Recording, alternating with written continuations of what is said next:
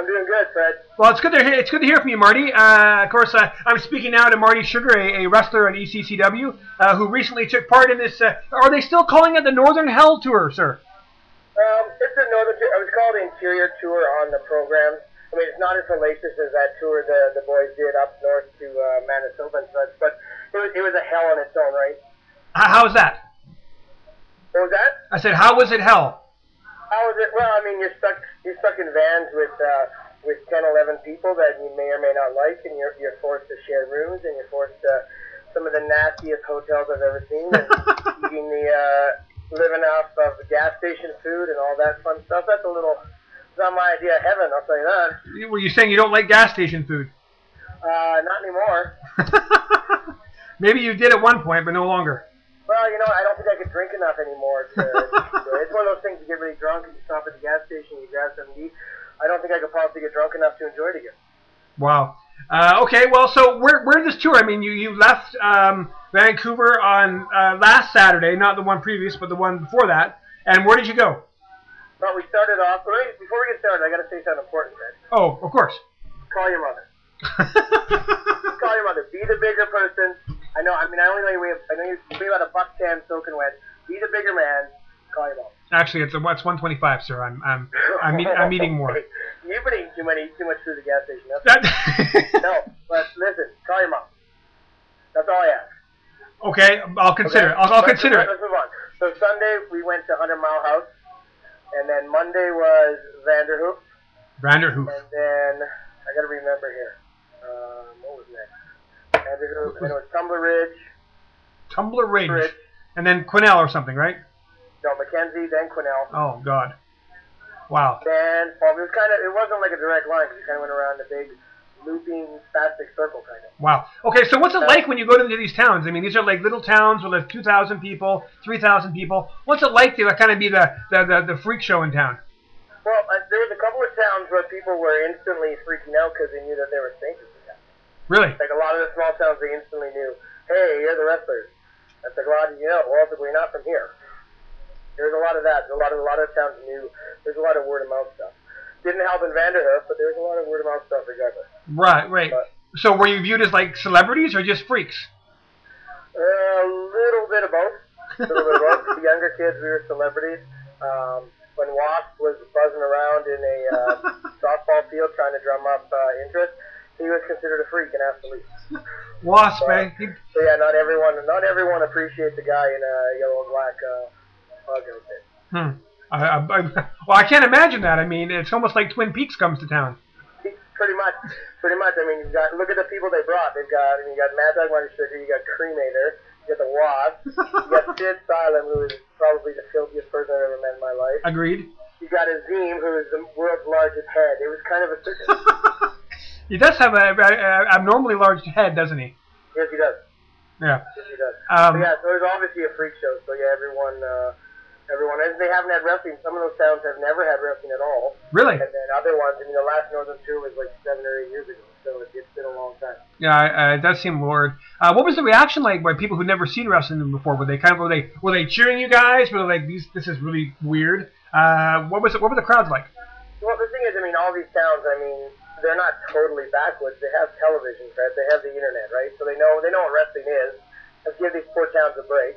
But as far as live wrestling, at first a couple of towns started off a little slow, and then they warmed up and got into it. So by the end of the night, they were pretty excited. Some of the towns, Tumbler Ridge was easily the best town. They were stoked from the get-go, and they were just loud and crazy, and we were in this big hockey arena, and it was just an amazing atmosphere. So it was good to have that right in the middle because it really recharged everyone to go on to the other towns. Tumbler Ridge was probably the best. Vanderhoof was probably the worst. They weren't really into it. The few of them that showed up, but the other towns, they start off a little slow, and then by the end of the night, they were so happy to have wrestling night. Now, I imagine going on this tour. It's like a 10-day or 7-day tour or whatever it is. Does that take a toll on you to be on the road so long? Oh, totally. The 7 days was weird because I'd never been on that long a trip before. Living on the island, I would travel every time I wrestled was a road trip because I'd come over for a weekend. Right. But a whole 7 days, it was just it was definitely very different. There's no time to really relax, no time for your body to recuperate. By the end of the tour, my tour ended a day early in Falkland because I've got a minor knee injury. Oh no! And I moved to Kelowna, so Falkland's only about an hour and a half from my new hometown. So I just went home from there. And by the time my body realized after the Battle Royal in Falkland that the trip was over, it was like I likened it to, you know how when you're like at the pool or at the beach, you know what I'm talking about, Fred, because you're an older guy like me. When you're at the beach, well, let's not get carried away. You suck your gut in to impress the ladies, right? Well, actually, I have an 8-pack, sir. Do you have an 8-pack? I do, sir. I thought you had a keg like me. No. Again, like I said, I've been working out. Don't even start with me, man. I have seen that thing. It is a beautiful keg that you are packing. Now, but you suck your gut in to impress the ladies. And as soon as they look away, you let your air out and you let your body decompress. It was the exact same thing with the pain, is that my body held the pain in until as long as it possibly could, and as soon as it realized resting was over, every joint ached. At the end of the show in Falkland, I couldn't even unlace my shoes at that point. Wow. So then you are you glad that tour is over? Then are you saying that you even though you love wrestling, there's sometimes it's not so much fun? You know what? It's like that TV song. It's a bittersweet symphony. I didn't want it to end. Physically, I'm kind of glad it's over, but mentally and I don't know. It sounds lame to say spiritually, but I just had a really great time. I didn't want it to be over. My body couldn't have gone on for another 4, 5, 6 days, but I didn't really want it to end. Wow, that's crazy. Well, I mean, you know what it's like? It's probably like Stockholm syndrome. I'm not sure I follow. Stockholm syndrome, you get kidnapped, and then the person that gets kidnapped ends up falling in love with the kidnapper. Yes. It's kind of the same thing. As by the end, you're like, oh, I've been kidnapped. Oh, you're horrible. Call me. Well, that does happen a little more than it should, but that's a good analogy, actually. Wrestling is kind of like having Stockholm syndrome. I suppose that's true. But I guess you're glad to be home around familiar surroundings and no more gas station food. Well, that's the thing. I was really glad as soon as I saw my wife and my girls. That's the only thing that made me really happy is I got to see them again, because that was really hard. I've never been away from my family for that long. Marty, I had no idea you were such a suck. Such a what? Such a suck. Yeah, pretty much. Is that when you got your little 4-year-old daughter on the phone talking to you every night, and you can't give her a hug or a kiss? Oh. Yeah, exactly. You're ruining me. The Mad Dog is ruined, Fred. You've killed me. I can't believe Marty Sugar, ladies and gentlemen. You're embarrassing on the internet. But no, it's what I do. It's no good. But it helped, because then I was angry, and then I got to beat up people like the cremator.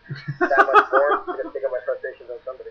Well, that's very important. Marty, I also, you're a bit of a social commentator. You write columns for Something Cool News, and I know you've got an opinion on, well, pretty much everything.